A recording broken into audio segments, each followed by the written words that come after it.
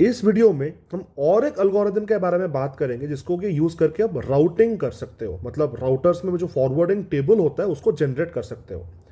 ये वीडियो देखने के पहले इसके जो पहले वाला वीडियो जिसमें कि मैं डिस्टेंस वेक्टर को यूज करके और बेलमन फोर्ड इक्वेशन को यूज करके जो एल्गोरिदम बताया था उसको आपको देखना बहुत जरूरी है। उसको देखने के बाद ये आपके लिए बहुत ही आसान हो जाएगा। डिस्टेंस वेक्टर में हमने ये किया था कि जो डिस्टेंस वेक्टर हमारे पास अब तक है वो हम अपने नेबर्स को ही देते थे। हम पूरे नेटवर्क में उसको फ्लड नहीं करते थे, अपने नेबर को देते थे। वो देखते थे कि चलो इससे कुछ बेटर निकल सकता है क्या, हमारा जो कॉस्ट है सारे नोड्स को पहुंचने का कुछ बेटर हो सकता है क्या इसके नेबर वाले का डिस्टेंस वेक्टर देखने के बाद। अगर हो सकता है तो वो फिर अपना डिस्टेंस वेक्टर बदलते थे, फिर अपने सारे नेबर्स को वो न्यूज देते थे।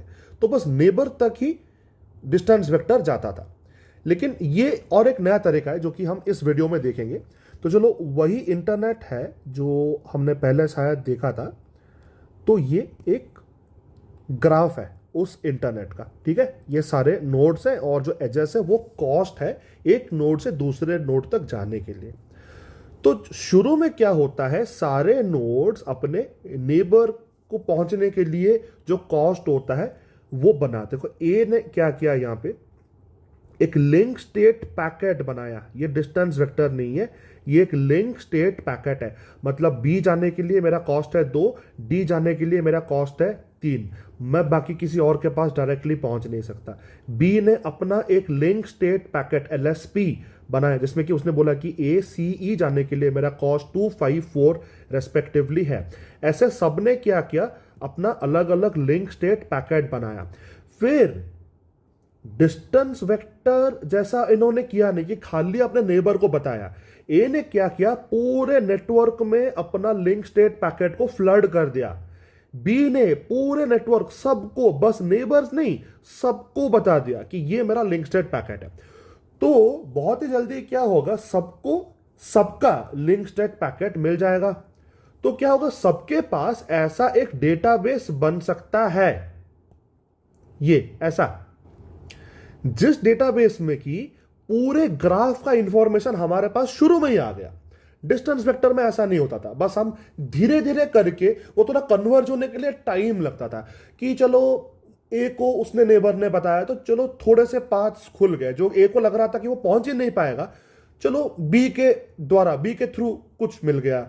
फिर ऐसे होके धीरे धीरे वो कन्वर्ज होता था, टाइम लगता था कन्वर्ज होने के लिए, ठीक है। लेकिन यहां पे शुरू से ही सारे नोड्स को ये डेटाबेस मिल गया। क्यों? क्योंकि सबने अपना लिंक स्टेट पैकेट को फ्लड कर दिया पूरे नेटवर्क में। तो ये डेटाबेस अभी सबके पास है। ये डेटाबेस पढ़ना कोई मुश्किल बात नहीं है। क्या हो रहा है यहां पे, अगर हम ये वाला एंट्री को देखें, ये क्या बता रहा है, ई और एफ के बीच का जो कॉस्ट है वो 2 है, ठीक है। ये वाला क्या बता रहा है, ये इन्फिनिटी के एफ और बी के बीच में कोई पाथ नहीं है। ऐसे करके आप इसको पढ़ सकते हो और ये डेटाबेस सबके पास अभी है। इसको यूज करके हम डाइक्स्ट्रास एल्गोरिथम चलाएंगे मिनिमम स्पैनिंग ट्री निकालने के लिए। चलो ये मिनिमम स्पैनिंग ट्री का ये वाला जो जो एल्गोरिथम समझने के पहले हम प्रैक्टिकल में इसको सॉल्व करने की कोशिश करते हैं और ये करने के बाद मैं आसानी से आपको ये वाला समझा सकता हूं जो स्यूडो कोड में है। तो मान लो हम ए को सोर्स मान के उसका मिनिमम स्पैनिंग ट्री निकालने की कोशिश कर रहे हैं। तो हम क्या करेंगे, और लिंक स्टेट डेटाबेस जो है, ये जो डेटाबेस ये ए के पास है, ठीक है। तो ए क्या करेगा, अपना एक कॉस्ट का एक एक वेक्टर बनाएगा। मतलब कोई भी एक नोड को पहुंचने के लिए उसका जो कॉस्ट है, करंट कॉस्ट है, वो रखेगा। उसको डिस्टेंस वेक्टर जैसा मान सकते हो। तो वो एक वेक्टर बनाएगा, ठीक है। ओके, तो वो वेक्टर में क्या करेगा, उसका जो इनिशियल कॉस्ट है, ठीक है, वो स्टोर करके रखेगा। वो बोलेगा कि देखो बी पहुंचने के लिए मेरा जो कॉस्ट है वो 2 मुझे पता है, डी भी मेरा नेबर है, उसको पहुंचने के लिए कॉस्ट मेरा 3 है मुझे पता है, सी ई एफ जी ये सबको मैं डायरेक्टली पहुंच नहीं सकता, इनका कॉस्ट में इंफिनिटी करके एक एक टेबल में वो रखेगा, ठीक है। वो बेसिकली ये वाला कॉलम है, देख लो ए का ये वाला कॉलम है, ठीक है, ये वाला कॉलम है, या फिर ये वाला रो भी मान सकते हो, ये सिमेट्रिक है, ठीक है। ए से ए का 0 है, ए से बी का 2 है, ए से डी का 3 है, यहाँ पे भी 2 और 3 और बाकी सब ये इन्फिनिटी यहाँ पे, यहाँ पे भी सारे इन्फिनिटी हैं। ये एक रो या एक कॉलम को अगर निकाल लोगे लिंक स्टेट डेटाबेस में, तो वो उसका इनिशियल कॉस्ट है सारे लोगों को पहुंचने का। इसमें क्लियरली पता चल रहा है कि बी और डी इसके नेबर्स है, ई सी एफ जी इसके नेबर्स नहीं है। तब वो क्या करेगा, एक ट्री बनाने की कोशिश करेगा। ट्री तो बनाएगा ही, क्योंकि मिनिमम स्पैनिंग ट्री उसको बनाना है, उसी से उसको पता चलेगा कि कोई भी एक नोड को पहुंचने के लिए कितना कॉस्ट लगेगा।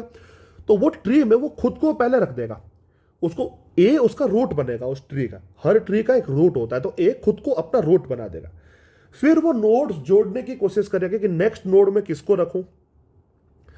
तो वो पहले देखेगा अपना जो वो जो कॉस्ट वाला जो वेक्टर है, सबसे मिनिमम कॉस्ट किसका है, जो कि ट्री में अभी है नहीं।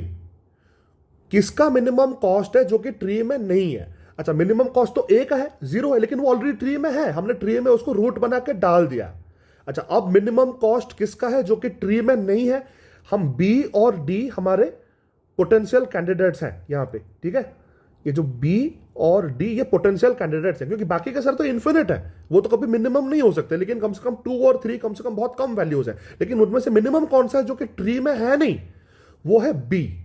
तो वो क्या करेगा, बी को ट्री में डाल देगा। यहां पे देखो, ये वाला इटरेशन में उसने बी को एक पूरा पाथ बना दिया। ये देखो सॉलिड पाथ बना, तो बी को अभी ट्री में हमने डाल दिया।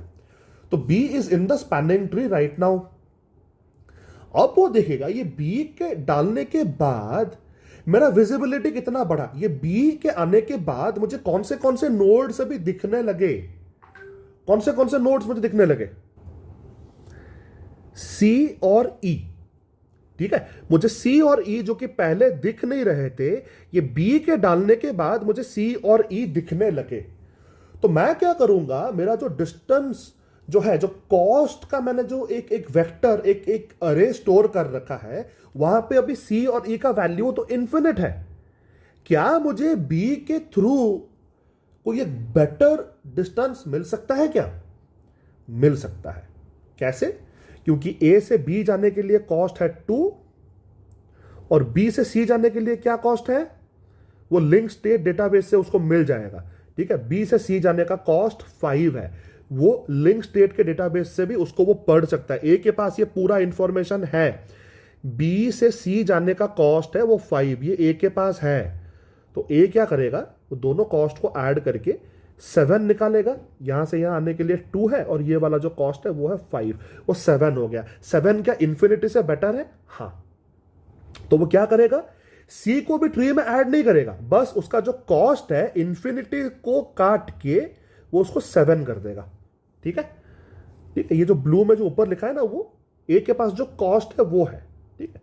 जो सॉलिड लाइन है इसका मतलब यह है कि वो ट्री के अंदर है, जो डॉटेड लाइन से वो भी पोटेंशियल है, उसको हम देख सकते हैं, लेकिन अभी हमको ट्री में डाला नहीं है।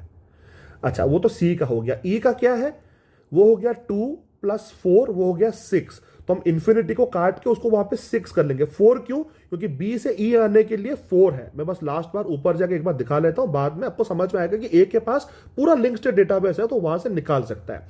बी से ई जाने का जो कॉस्ट है वो है 4, ठीक है। वो ए को पता है, तो उसने 2, मतलब यहां से ए से बी आने के लिए 2, फिर बी से ई आने के लिए 4, 6 पहले क्या था, इन्फिनिटी था, उससे बेटर है, हाँ। तो उसने 6 कर लिया, बस हो गया।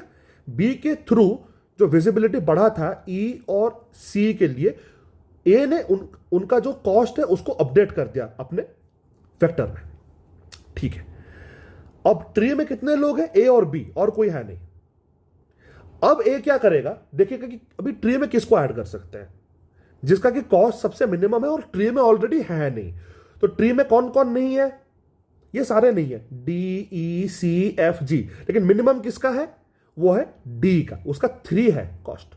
तो ए ने क्या किया, सॉलिड लाइन बना दिया, डी को ट्री में डाल दिया।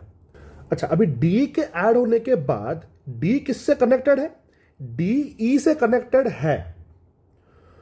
तो ए क्या करेगा, देखिएगा। अच्छा, ई का जो मेरा जो करंट कॉस्ट है वो है 6,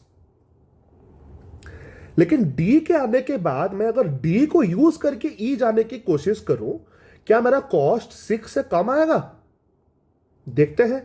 ए से डी आने का कॉस्ट तो यहां पे 3 है इसके पास, लेकिन डी टू ई का कॉस्ट क्या है, देख लेते हैं। यहां पे डी टू ई का कॉस्ट है 5,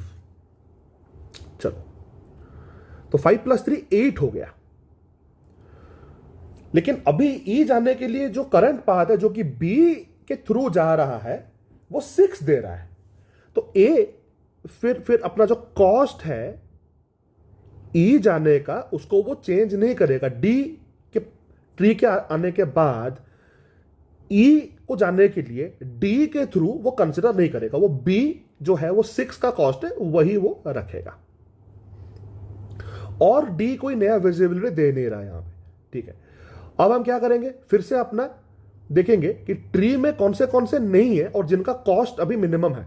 तो अभी ट्री में ए बी और डी तो आ गए, अभी सी ई एफ जी है नहीं, और जी और एफ का तो इन्फिनिट है, वो तो मिनिमम में आने नहीं वाले। मिनिमम में ये वाला आएगा क्योंकि इसका 6 है, 6 7 से कम है। तो ए क्या करेगा, ई को भी ट्री में डाल देगा, और उसके बाद देखेगा कि ई के आने के बाद क्या कोई बेटर कॉस्ट, क्या कोई कम वाला कॉस्ट आता है क्या। ई किससे कनेक्टेड है, ई हमारा डी से कनेक्टेड है, ई एफ से भी कनेक्टेड है। ठीक है, लेकिन डी जो है वो ऑलरेडी क्या है, ट्री में है, तो हम उसका जो कॉस्ट है उसको निकालेंगे नहीं, उसका जो मिनिमम कॉस्ट है वो हमको मिल चुका है। तो हम एफ को ही देखेंगे। ठीक है, will only be looking at F, और देखेंगे कि एफ के लिए कोई बेटर कॉस्ट आएगा क्या ई के आने के बाद। अच्छा, ई पहुंचने का कॉस्ट कितना है हमारा, वो है 6, वो हमको पता है। ई से एफ का कॉस्ट कितना है, वो होगा 2, वो ऊपर होगा, आप देख लेना। ठीक है, तो एफ का कॉस्ट अभी 8 हो जाएगा। क्यों, कभी अभी करंटली तो इन्फिनिट था, जो 8 है, जो ई हमको दिखा रहा है जो रास्ता, वो बेटर है। तो हम एफ के कॉस्ट को चेंज करेंगे, एफ को भी ट्री में डालेंगे नहीं, बस चेंज करेंगे। तो ई के आने के लिए ई कनेक्टेड था डी के साथ, लेकिन डी ऑलरेडी ट्री में है, तो हम डी को पहुंचने के लिए कभी ई का इस्तेमाल नहीं करेंगे, लेकिन एफ को पहुंचने के लिए ई का इस्तेमाल कर सकते हैं। एफ इन्फिनिट था, ई के आने के बाद उसका कॉस्ट बेटर हुआ है। ठीक है, अब देखेंगे नेक्स्ट कौन से नोड को हम डालने वाले हैं, जो कि ऑलरेडी है नहीं। कौन से आ गए हमारे पास, अभी ए बी डी ई ये आ गए, ये सी एफ जी हमारे पास आए नहीं है। तो हम किसको ऐड करेंगे, अभी जो कॉस्ट है वो है 7 8 और इंफिनिटी, तो सबसे कम है 7 वाले का, तो सी को हमने डाल दिया ये सॉलिड एरो डाल के। अच्छा, ये सी के आने के बाद हमको कौन सा नया विजिबिलिटी मिलेगा। सी ऑलरेडी बी के साथ कनेक्टेड है, लेकिन बी ऑलरेडी ट्री में है, तो छोड़ो, वो कुछ नया विजिबिलिटी है नहीं।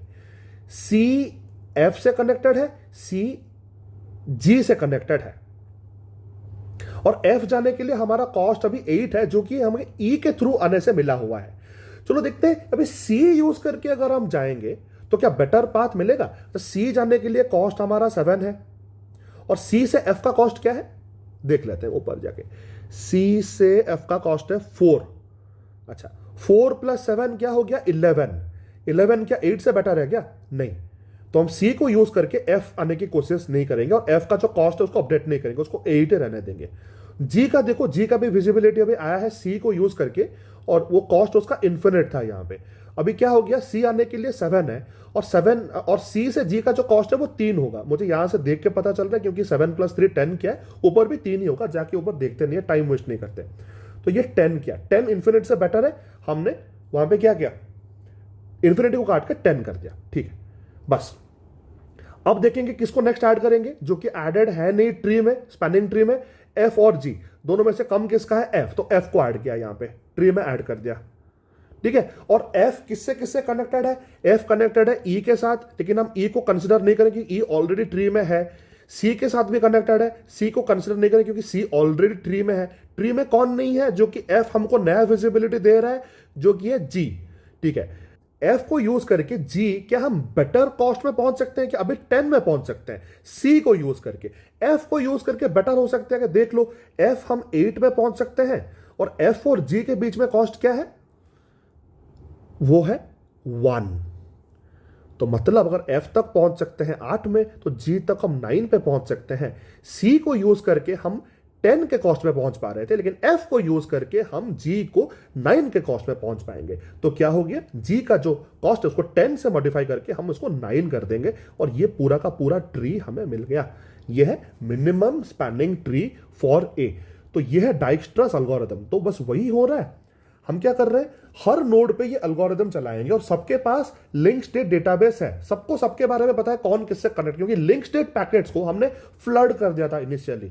सबने अपना लिंक स्टेट पैकेट अपने नेबर के बारे में सबको बता दिया। तो ये जो लिंक स्टेट डेटाबेस है ये सबके पास अभी है। तो सबको एक ट्री बनाना है, मिनिमम स्पैनिंग ट्री सबका अलग बनने वाला है। चलो क्या होगा, ट्री में खुद को उन्होंने डाल दिया, फिर उन्होंने सारे वेक्टर्स के ऊपर एक लूप चलाया। अगर तुम खुद हो जो रूट है तो वो तुम्हारा कॉस्ट खुद के लिए 0 होगा। अगर तुम नेबर को यहां पे तुमने देखा तो वो जो लिंक स्टेट डेटाबेस है तुम उठा के डाल दो, ठीक है, कि जो नेबर का जो कॉस्ट है। लेकिन अगर वो तुम्हारा नेबर नहीं है तो इन्फिनिटी डाल दो, जो कि यहां पे भी हमने किया था। देखो मैं थोड़ा सा इसको इरेज करके दिखा देता हूं। यहां पे ट्री में हमने ए को डाल दिया, फिर उसके बाद बी नेबर है 2 डाल दिया, डी नेबर है 3 डाल दिया, बाकी सबको हमने इन्फिनिट करके डाल दिया था। ये वाला लूप में वही हो रहा है। फिर रिपीट करना है जब तक कि सारे नोड्स ट्री में नहीं आ जाते। क्या करना है, एक डब्ल्यू बोल के एक नोड निकालना है जिसका कि डी डब्ल्यू मिनिमम है। डी क्या है, वो जो वेक्टर है डिस्टेंस वेक्टर जैसा, जिसमें कि हम सारे नोड्स का जो कॉस्ट करंट कॉस्ट है वो रखते हैं, जिसका मिनिमम है, ठीक है, वो निकालेंगे। तो क्या यहां पे क्या किया था, ए के केस में हमने देखा था कि मिनिमम कौन सा है 2 3 इंफिनिटी इंफिनिटी इंफिनिटी में मिनिमम कौन सा है 2। तो ये डब्ल्यू हो गया कौन सा, बी। तो बी को हमने ट्री में डाल दिया। देखो यूनियन बना के उसने बी को ट्री में डाल दिया। फिर क्या हुआ, बी के आने के बाद क्या हुआ, हमको नया विजिबिलिटी मिला। कौन सा फॉर एवरी नोड जो कि बी का नेबर है, मतलब ये डब्ल्यू जो नया नोड है उसको डाला, उसका नेबर है जो कि ट्री में ऑलरेडी है नहीं, क्योंकि ट्री में अगर ऑलरेडी है तो हमको उससे बेटर पाथ मिलने नहीं वाला। वो ऑलरेडी हमने बेस्ट पाथ का डाल के ट्री में हमने डाल दिया ऑलरेडी, तो उसको मत देखो। अगर ये नया नोड कोई नया विजिबिलिटी दिखा रहा है हमें, ऐसा एक नोड को हमको पहुंचा रहा है जो कि ऑलरेडी ट्री में नहीं है, तो ये एक बेलमन फोर्ड जैसा इक्वेशन चलाओ, जिसमें कि देखो कि तुम्हारे पास कौन सा कॉस्ट है और ये वाला जो नोड है डब्ल्यू, उसको यूज करके क्या एक बेटर तरीके से हम वहां पे पहुंच सकते हैं। अगर है तो उसका जो कॉस्ट है, मतलब वो पहुंचने के लिए, वो एक्स को पहुंचने के लिए जो कॉस्ट है उसको चेंज करो। जैसे कि हमने क्या किया था, यहां पे एक एग्जाम्पल के तहत मैं दिखाना चाहता हूं कि बी को हमने ऐड कर दिया था यहां पे, क्योंकि बी का जो कॉस्ट था डी डब्ल्यू वो सबसे मिनिमम था, वो 2 था, तो इसलिए हमने उसको ऐड किया था। और इसके आने के बाद क्या हुआ, ये किससे किससे रिलेटेड है, ये तो ए से कनेक्टेड है, लेकिन ए को क्या हम फिर से देखेंगे क्या, नहीं, क्यों, क्योंकि ए ऑलरेडी ट्री में है।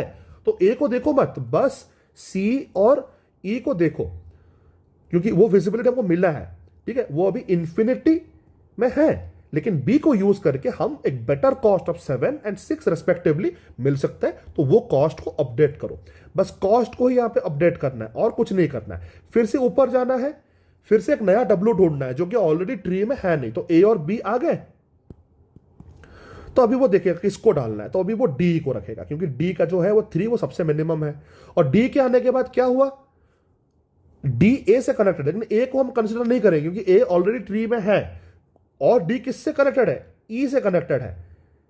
लेकिन हमने जब देखा डी को यूज करके ई पहुंचने के लिए ऑलरेडी जो 6 का जो हमारा कॉस्ट है जो हमको बी से मिला था, उससे डी हमको बेटर पाथ नहीं दे रहा, तो हम डी टू ई एक एज बनाने नहीं वाले, ई को हम बी से ही कनेक्टेड रखेंगे जैसे कि पहले था। ऐसे करते करते हम सारे नोड्स को डालेंगे और हमारा मिनिमम स्पैनिंग ट्री बन जाएगा। Thank you.